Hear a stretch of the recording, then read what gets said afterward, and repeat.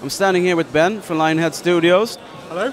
And today you're showcasing Fable 3? That's right, yes. I'm one of the mission designers on Fable 3. What's new from the second game?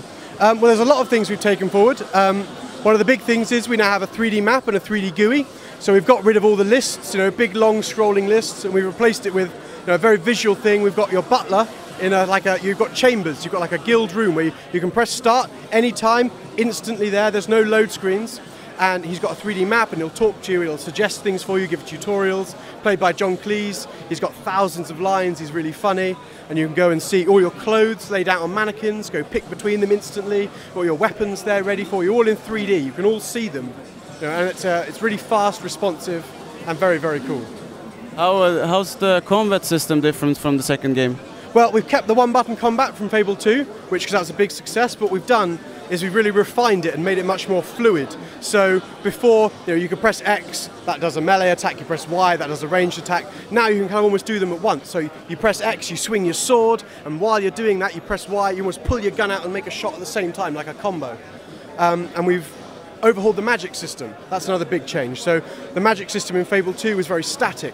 You had to stand still to charge spells, whereas what we have now is gauntlets.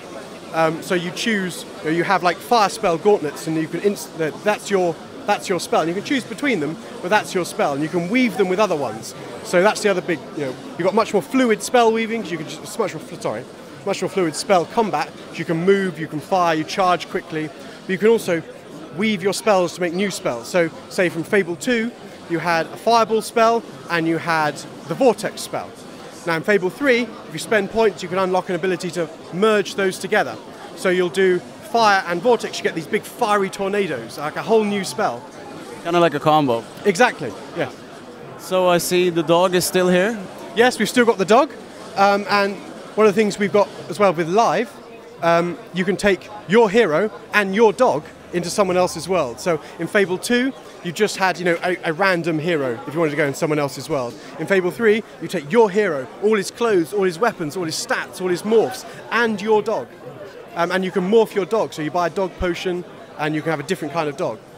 And then when you go into his world over Live, you have separate cameras.